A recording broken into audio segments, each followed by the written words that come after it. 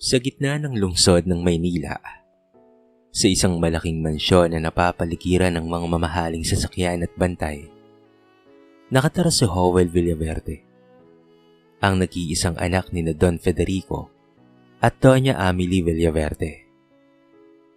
Mga kilalang negosyante at may-ari ng Villaverde Group of Companies. Isa sa pinakamalalaking korporasyon sa bansa. Ngunit sa kabila ng karangyaan at kapangyarihan ng kanilang pamilya, si Howell ay kilala sa pagiging walang direksyon sa buhay. Sa bawat araw, pare-pareho ang kanyang routine. Gigising sa tanghali, kakain ng almusal na inihanda ng kanilang mga kasambahay, at pagkatapos ay lalabas kasama ang mga kaibigan para mag-party, maglaro ng baraha, o magmaneho ng sports car na para bang laruan lamang. Sa tuwing pinapaalalahanan siya ng kanyang ina, hiningitian niya lamang ito at sasabihing, "Relax lang ma, bata pa ako, marami pa akong panahon para maging seryoso." Ngunit sa likod ng ngiting iyon, si Doña Amelie ay laging may kaba sa kanyang dibdib. Alam niyang hindi habang buhay ay magagawa nilang protektahan si Howell. Samantalang si Don Federico, kahit abala sa pamumuno ng kumpanya, ay ramdam na rin ang bigat ng pagkadismaya. Lahat ng pinagpaguran niyang itayo ay tila walang kasiguraduhan kung mauwi sa mabuting kamay. Isang gabi, inimbitahan ni Howell ang ilang kaibigan sa isang high-end bar upang magdiwang ng kanyang kaarawan. Maingay ang musika, umaapaw ang alak, at tila walang pakialamang binata sa mundo. Ngunit sa gitna ng kasiyahan, nagkaroon ng gulo ng aksidenteng masagi ni Howell ang isang kilalang personalidad na naging dahilan ng kaguluhan. Kinabukasan, laman ng social media ang iskandalo. Anak ng negosyante, nagwala sa bar. Pag-uwi niya, sinalubong siya ng malamig na tingin ng kanyang ama. "Hindi mo ba naisip kung anong pinaghihirapan namin ng iyong ina para mapanatiling marangal ang pangalan ng Villaverde?" Galit na sabi ni Don Federico.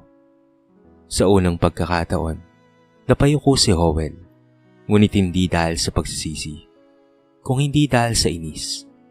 "Tao lang ako pa. Hindi naman ako humingi ng ganitong buhay," sabi niya bago umalis ng bahay. Ilang araw siyang hindi umuwi. Wala siyang pakialam sa mga tawag ng ina, ni sa mga balitang bumabagsak ang reputasyon ng kanilang pamilya. Ngunit isang gabi, habang nasa isang resort at nagiinom, tumawag si Doña Amelie. Nanginginig ang boses at umiiyak. "Anak, ang papa mo, inatake sa puso. Nasa ospital kami ngayon." Para bang binuhusan ng malamig na tubig si Howell. Agad siyang tumakbo pa uwi. At sa unang pagkakataon, nakita niya ang ama na nakaratay sa kama, maputla at mahina.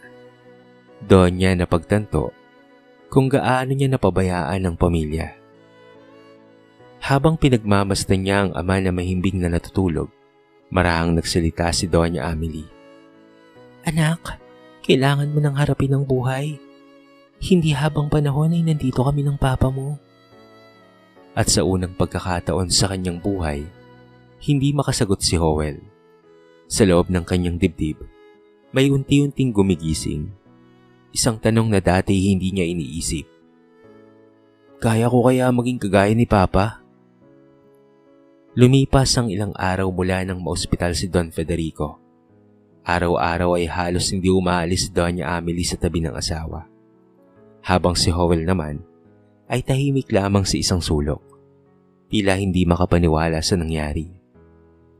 Sanay siya sa isang amang matatag, maayos manamit at laging may kumpiyansa sa tinig.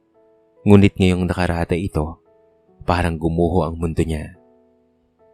Stable na siya, pero kailangan niyang magpahinga ng matagal, sabi ng doktor. Iwasan ng stress, bawal muna sa kanya ang trabaho. Napahawak si Doña Amelie sa noo. "Kung ganun, sino ang hawak ng kumpanya?" Tahimik lamang si Howell. Alam niyang Yun din ang tanong ng ina para sa kanya. Ngunit wala siyang lakas ng loob na mag-alok ng tulong. Paano niya pamumunuan ng isang kumpanyang hindi man lamang niya alam kung papaanong pinapatakbo? Ni minsan, hindi siya sumilip sa opisina ng ama. Mas pinili niyang mamuhay sa mga party kaysa mag-aral patungkol sa negosyo. Isang gabi, habang nakaupo sila ni Doña Amelie sa ospital, nagsimula itong magsalita. Mabagal ngunit matatag ang boses. Howell, kailangan nating paghandaan ang mga darating na buwan. Hindi pwedeng pabayaan natin ang kumpanya ng papa mo. Teka ma, baka naman si Tito Raul na lang muna. Mas marunong siya kaysa sa akin. Hindi anak, ang kumpanya ay para sa pamilya. Para sa'yo. Napatigil si Howell.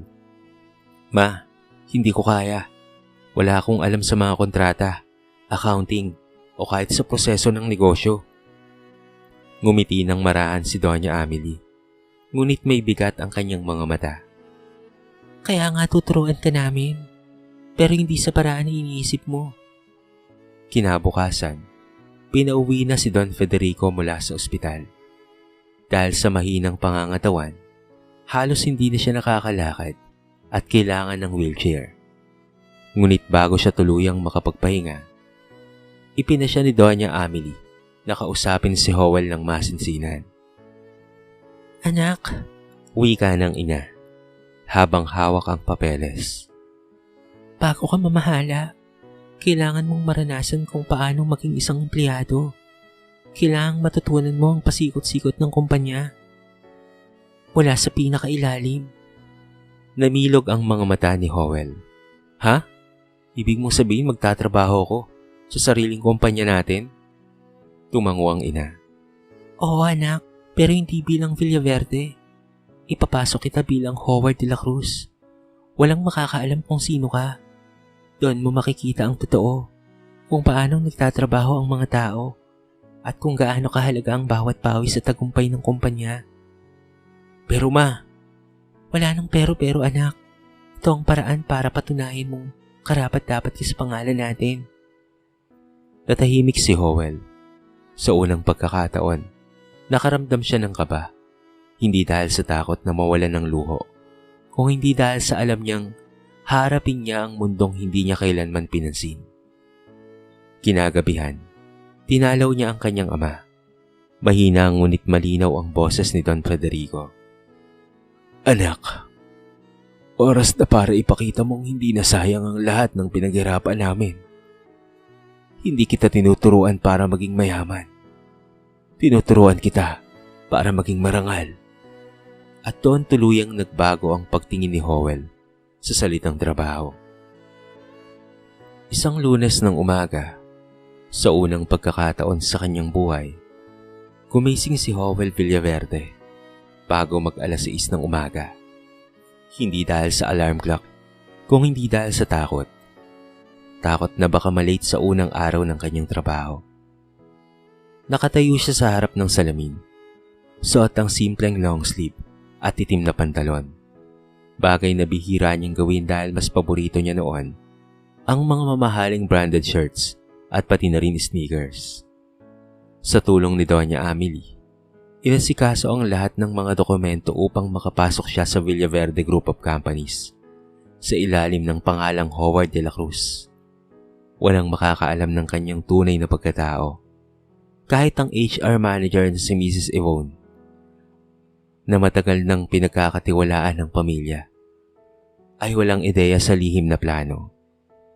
Habang sakay ng bus, pakiramdam ni Howell ay isa siyang tayuhan sa sariling mundo. Pawisan, naiipit sa siksikan at halos masira ang bagong sapatos sa pagkakaapak ng ibang pasahero. Noon lang niya naranasan ang ganitong klaseng hirap. At sa bawat sandali ng biyahe, unti-unti niyang naiisip, ganito pala ang araw-araw ng mga taong nagtatrabaho sa amin. Pagdating sa opisina, sinalubong siya ng malamig na tingin at mapanuring mga mata. Ang ibang empleyado ay nagbulong-bulungan. Baguhan siguro, sabi ng isa. Mukhang may ere, tugon naman ng isa pa. Pinakilala siya ng HR sa kanyang magiging departamento, Accounting Division, sa ilalim ni Mr. Greg Soriano, isang lalaking nasa edad 50 na, matigas ang mukha at kilala sa pagiging istrikto. Howard, clerk ka rito ah. Ayusin mo tong mga file na to. At huwag kang magtanong ng walang saysay. Malamig na sabi ni Soriano. Opo sir, sagot ni Howell. Kahit halata sa tono ng boses ang kaba. Sa tabi niya ay nakaupo si Liza Ramos, isang babaeng tahimik ngunit maaliwalas ang ngiti. Huwag mo na lang pansinin si Sir Greg. Talagang ganyan lang talaga yun sa mga bagong empleyado. Bulong nito. Sa unang pagkakataon, may nakausap siyang mabait at tapat sa trabaho. Habang lumilipas ang mga araw, naranasan ni Howell ang mga bagay na dati ay hindi niya pinapansin. Ang pagkain ng malamig na tanghalian, ang overtime na walang bayad, at mga supervisor na masungit ngunit tamad. Ilang beses siyang napagalitan ni Soriano dahil sa pagkakamali sa mga dokumento. At minsan pa'y pinagtatawanan ni Ramon, isang katrabahong mahilig magbida-bida, pero puro palakas lang ang alam. Siguro hindi ka tatagal dito, Howard. Mukha kang sosyal eh. Pang-asar ni Ramon. Ngumiti lamang si Howell. Tignan na lang natin. Bago matapos ang araw, habang nagliligpit ng mesa, lumapit si Liza. Alam mo, kakaiba ka. Hindi lahat ng baguhan marunong tumanggap ng galit ni Sir Greg nang walang reklamo. Ngumiti si Howell. Marami pa akong dapat na matutunan. At sa unang pagkakataon, habang naglalakad pauwi, dama ni Howell ang kakaibang pakiramdam. Pagod ngunit masaya. Sa loob ng opisina, na itinayo ng kanyang ama, doon niya unang natutunan ang tunay na halaga ng trabaho, hindi para yumaman, kung hindi para maunawaan ang halaga ng bawat pawis na ipinupuhunan ng mga tao sa pangalan ng Villaverde. Lumipas ang 3 buwan mula nang magsimula si Howell bilang Howard de la Cruz sa Villaverde Group of Companies. Unti-unti na siyang nasanay sa araw-araw na gawain. Pag-aayos ng mga papeles, pag-encode ng datos, at pagtulong sa iba't ibang departamento kapag kinakailangan. Sa una, ginagawa lang niya ito dahil sa takot na mabigo sa hamon ng kanyang mga magulang. Pero habang tumatagal, nagsimula na siyang magkaroon ng malasakit sa trabahong dati hindi niya pinapansin. Isang umaga, habang inaayos niya ang mga files sa accounting department, napansin niya ang ilang dokumentong may kakaibang pagkakaiba. May mga resibong doble-doble at ilang proyekto na tila sobra ang halaga kumpara sa aktwal na ginastos. Nagkibit-balikat muna siya. Iniisip na baka normal lamang iyon. Ngunit habang dumarami ang ganitong dokumento, unti-unti siyang nakakaramdam ng pagdududa. Lisa, mahina niyang sabi habang nag-aayos ito ng folder. May napapansin ka bang kakaiba sa mga report ng last quarter? Tumigil si Liza at tumango. Matagal ko na rin napapansin yan, pero ayokong mangialam. Alam mo naman dito, hindi ba? Kapag nagsalita ka, baka ikaw pa ang mapahamak. Bakit naman? Tanong ni Howell. Marami kasing malakas kay Sir Greg, lalo na si Ramon. Doon nagsimulang mag-obserba si Howell. Napansin niya si Ramon na madalas na magpanggap na abala. Laging kasama ni Mr. Greg Soriano tuwing may meeting sa labas. Kapag bumabalik sila, may mga bagong papeles na agad na pinipirmahan, kahit hindi lubos na naiintindihan ng ibang staff. Minsan, nahuli pa ni Howell si Ramon na kinokopya ang pirma ng isa sa mga senior staff sa isang dokumento. Ramon, anong ginagawa mo? Tanong ni Howell. Wala kang nakita, Howard ah. Malamig nitong sagot sabay ngisi. Kung gusto mong tumagal dito, huwag kang mangingialam. Ang mga salitang iyon ay tumatak sa isip ni Howell buong gabi. Alam niyang may mali, pero alam rin niyang hindi siya maaaring magpaka-impulsive. Kung magsusumbong siya, baka masira ang plano ng kanyang mga magulang at madiskubre ang kanyang tunay na pagkakakilanlan. Isang araw, Habang nag-overtime, napansin ni Howell si Lisa na tahimik na umiiyak sa harapan ng monitor. "Lisa, anong nangyari?" tanong niya. Tinanggal nila sa trabaho si Sir Nestor. Siya yung auditor na gustong imbestigahan yung anomalya. Sinabing nagkamali siya sa report, pero alam kong hindi totoo yun. Sagot ni Liza, nanginginig ang tinig. Sa sandaling iyon, sumabog sa dibdib ni Howell ang isang damdaming hindi pa niya nararamdaman noon. Galit, hindi dahil sa sarili, kung hindi para sa mga taong tapat ngunit inaapi. Sa mga sumunod na araw, sinimulan niyang isulat sa maliit na notebook ang lahat ng kanyang napapansin. Mga petsa, pangalan, at dokumentong kaduda-duda. Alam niyang darating ang tamang oras upang ilabas ang katotohanan. At habang tinitignan niya ang logo ng Villaverde sa pader ng opisina, mahina niyang binulong sa sarili. Kapag ako ang humawak ng kumpanyang ito, sisiguraduhin kong wala nang manlalamang sa mga tapat na nagtatrabaho rito. Sa unang pagkakataon, hindi bilang anak ng mayaman, kung hindi bilang isang simpleng empleyado, nakita ni Howell ang tunay na mukha ng negosyo. Ang maganda sa labas, ngunit nabubulok sa loob. Lumipas ang mga linggo, at mas lalo pang lumalim ang obserbasyon ni Howell sa mga nangyayaring katiwalaan sa loob ng kumpanya. Dala ng kanyang mga natuklasan, nakaramdam siya ng bigat sa kanyang dibdib. Gusto niyang kumilos, pero natatakot siyang masira ang plano ng kanyang ina. Alam niyang oras na makilala siya, maaaring magbago ang trato ng lahat at mawalan ng saysay ang pagsubok na kanyang pinagdaraanan. Isang hapon, habang nag-aayos ng mga files sa storage room, nahuli ni Howell si Ramon na naglalagay ng mga lumang dokumento sa shredder. "Ramon, teka lang, bakit mo sinisira yan? Hindi pa yan dapat na i-dispose ah," sabi ni Howell. Ngunit tinapunan lamang siya nito ng masamang tingin. "Nakikialam ka na naman ha? Akala mo kasi kung sino kang matuwid. Wala kang alam sa takbo ng kumpanyang to. Kung ayaw mong masira ang buhay mo, manahimik ka na lang." Ngunit hindi na kaya ni Howell ang pananahimik. Agad siyang pumunta sa opisina ni Mr. Greg Soriano at inireport ang nakita. Sa halip na purihin, pinagalitan pa siya nito. "Howard, baka nakakalimutan mong baguhan ka lang dito. Huwag kang basta-bastang mag-aakusa ng walang ebidensya," maring sabi ni Soriano, sabay hampas ng ballpen sa mesa. "Pero sir, nakita ko po mismo." "Wala akong pakialam," putol nito. "Kung ayaw mong mawalan ng trabaho, tumahimik ka na lang." Paglabas niya ng opisina, narinig pa niya si Ramon na palihim na tumatawa. "Sabi ko sa'yo eh, hindi ka tatagal dito." Gabi na nang makauwi si Howell. Tahimik siyang kumain ng hapunan habang si Doña Amelie ay nakatingin lamang sa kanya. Napansin nito ang lungkot sa mukha ng anak. May problema ba sa trabaho, anak? Tanong ng ina. Ngumiti si Howell. Pilit na itinatago ang totoo. "Wala naman po, ma. Natuto lang siguro akong humawak ng pasensya." Ngunit sa loob niya, ramdam niya ang apoy ng pagkadismaya. Kinabukasan, pinuntahan siya ni Liza sa pantry.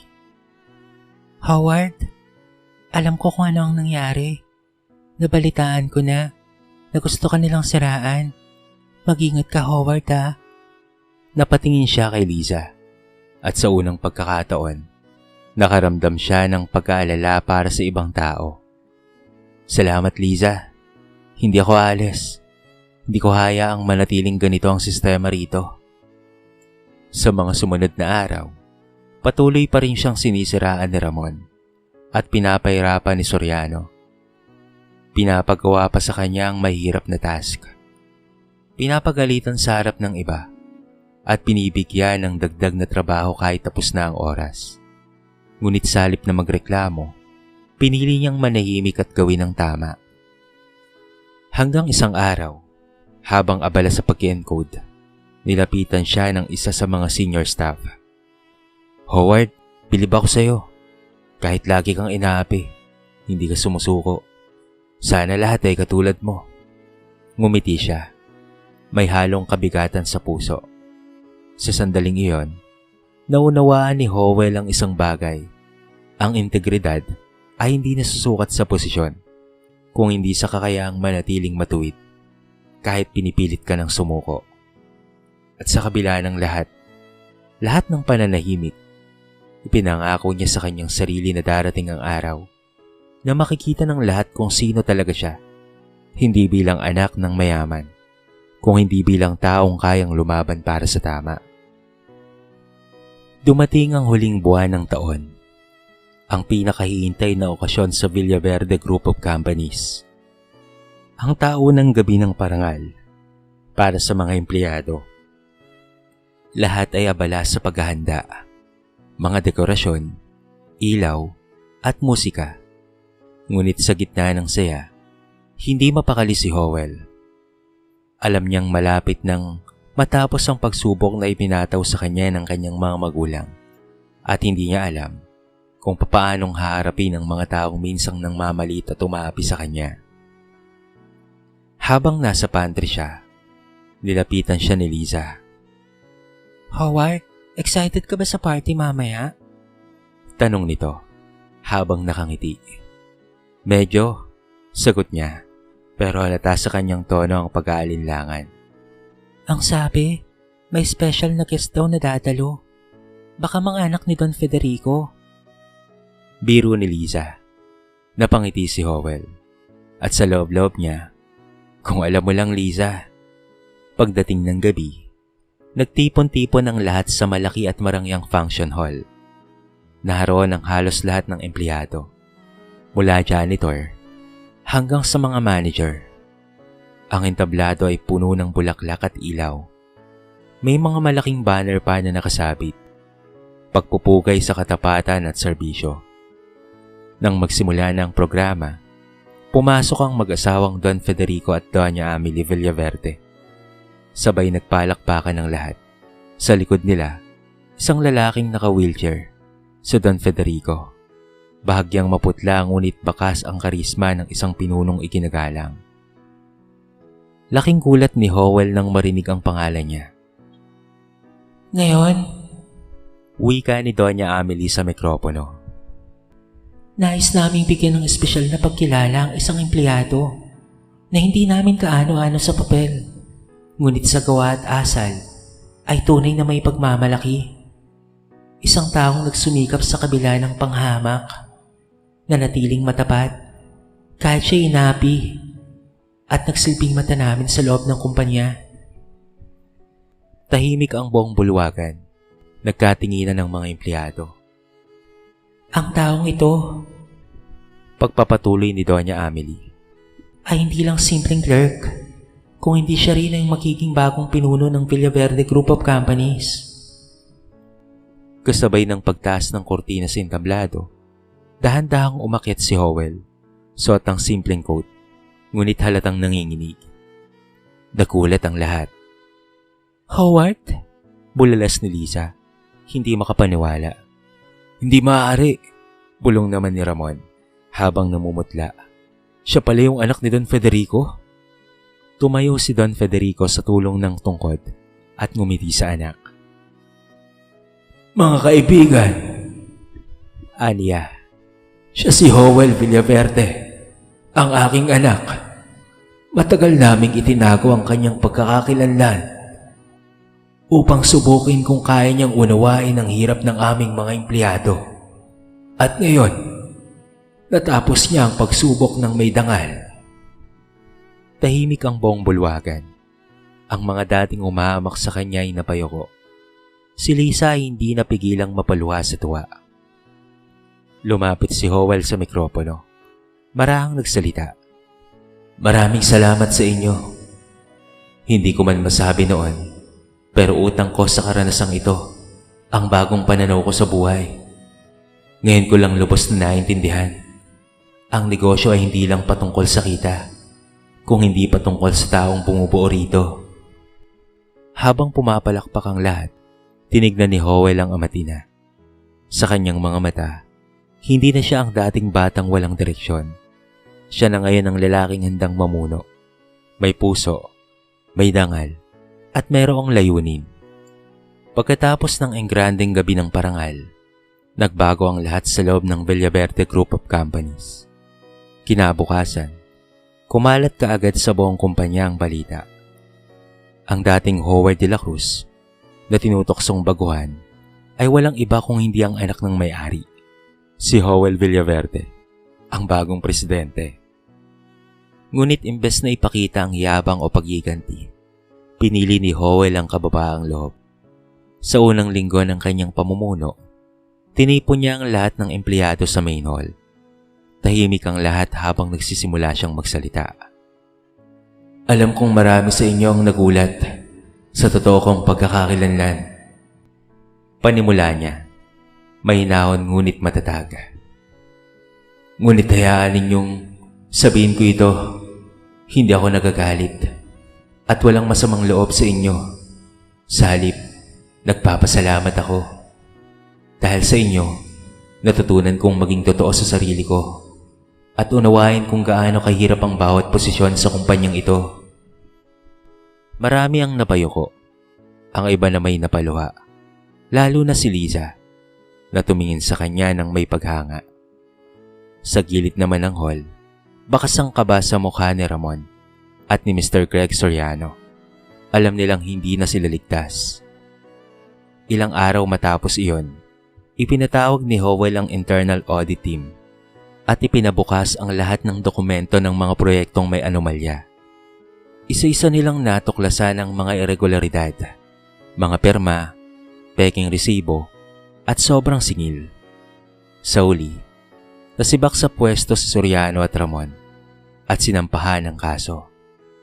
Ngunit sa kabila ng galit ng iba, pinili pa rin ni Howell ang mahinahong paraan. Hindi ko sila gustong gantihan, sabi niya sa kanyang ama. Gusto ko lang na matutunan lang hindi kailanman magiging tama ang pagnanakaw ng pagkakataon ng iba. Ngumiti si Don Federico. Mahina man ngunit puno ng pagmamalaki. Anak, ngayon ko nakikita ang tunay na leader sa'yo. Hindi dahil sa pangalan, kung hindi dahil sa puso. Mula noon, pinago ni Howell ang sistema ng kumpanya. Ipinatupad niya ang patakarang patas para sa lahat. Tapat sa pagtaas ng sahod, scholarship para sa mga anak ng mga empleyado, at bukas na konsultasyon sa mga isyu ng opisina. Hindi nagtagal, muling bumangon ang Villaverde Group. Tumami ang mga kliyente. Naging mas masigla ang mga empleyado. At higit sa lahat, nagkaroon ng tiwala at respeto sa bagong pamunuan.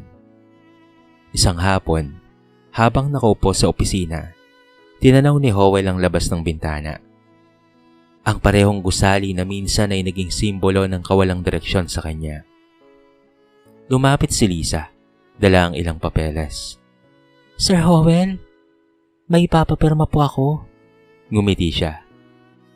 Sabihin mo na lang na Howell, wala nang mataas o mababa dito. Tumawa si Liza. Kayo pa rin po ang pinuno namin, sir. Pero salamat ha. Salamat po sa pagbabago. Habang papalubog ang araw, napangiti si Howell. Naalala niya ang mga panahong siya ay walang alam kung hindi magpakasaya. Ang araw na nagkasakit ang ama at ang sandaling pinili niyang humarap sa mundong dati iniiwasan. Ngayon ay wala nang dating batang aasa lamang sa allowance. Ang tanging naroon ay isang lalaking pinanday ng karanasan. Kinabayan ng kababaang loob at tinuruan ng panahon kung ano ang tunay na kahulugan ng tagumpay. Sa dulo, natutunan ni Howell na ang tunay na yaman ay hindi pera o kapangyarihan, kung hindi ang kakayahang magbigay ng inspirasyon at magbago ng buhay ng iba. At yun nga ang simula ng kanyang bagong kabanata, hindi bilang anak ng negosyante, kung hindi bilang tunay na pinunong may puso. Makalipas ang 3 taon, mas lalo pang lumago at nakilala ang Villaverde Group of Companies. Hindi lang sa bansa, kung hindi maging sa ibang panig ng Asia, ay kilala na ito bilang isang kumpanyang may malasakit, integridad, at respeto sa bawat manggagawa. Lahat ay bunga ng pamumuno ni Howell Villaverde, ang dating binatang walang alam sa responsibilidad. Ngayon, araw-araw ay puno ng sigla ang opisina. Ang dating mga empleyadong takot magsalita ay masiglang nakikilahok na sa mga pagpupulong. Ang dating sistemang bulok ay napalitan ng isang maayos, malinaw at patas na pamamalakad. Lahat ay mayroong boses at lahat ay mayroong halaga.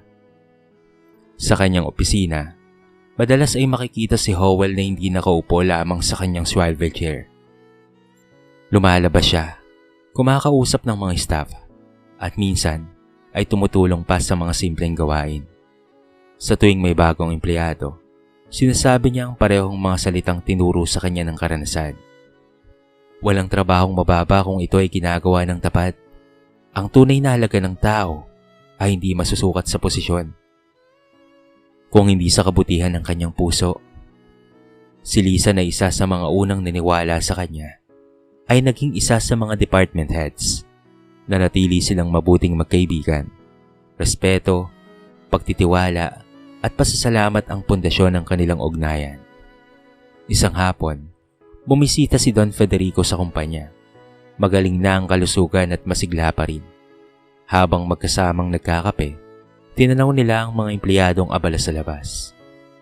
"Anak," sabi ni Don, "minsan iniisip ko, kung hindi ako nagkasakit ay marahil hindi mo malalaman kung ano ang halaga ng lahat ng ito." Ngumiti si Howell. "Tama po kayo, Papa. Pero siguro kailangan ko talagang maranasan ng hirap para matutunan kong pahalagahan ng ginhawa." Napangiti si Don Federico. "Hindi mo lang minana ang kumpanya, anak. Pinatunayan mong kaya mong buuin ito sa sarili mong paraan." Sa labas ng bintana, nakita nila ang malaking logo ng kumpanya, Villaverde. Sa puso ng serbisyo, sa gawa ang katapatan. Isang tagline na mismong si Howell ang nagpanukala. Hango sa mga aral na natutunan niya noong siya ay simpleng clerk pa lamang. Sa araw ding iyon, pumisita siya sa lumang department, kung saan siya unang nagtrabaho. Naroon pa rin ang ilang empleyadong nakasama niya noon. Nagkayakapan sila, puno ng tuwa at alaala. Sir Howell, naalala niyo po ba nung palagi kayong pinapagalitan ni Sir Greg? Biro ng isa. Paano ko naman makakalimutan yun? Natatawang sagot niya.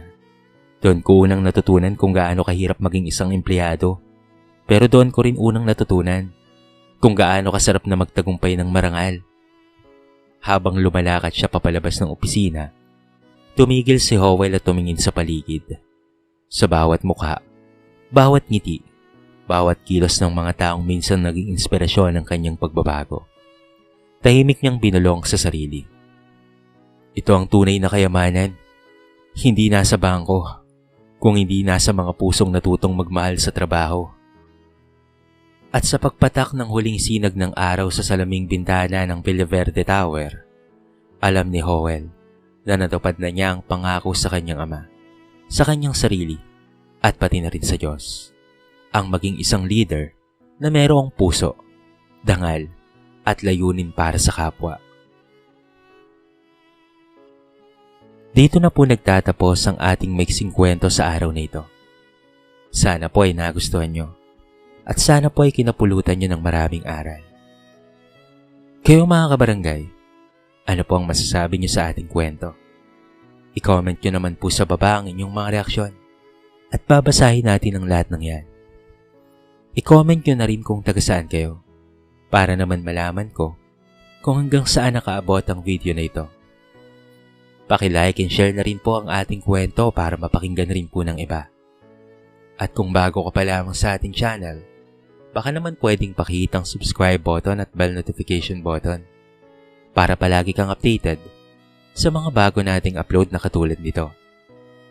So paano mga kabarangay? Hanggang sa muli. Thank you so much and peace out.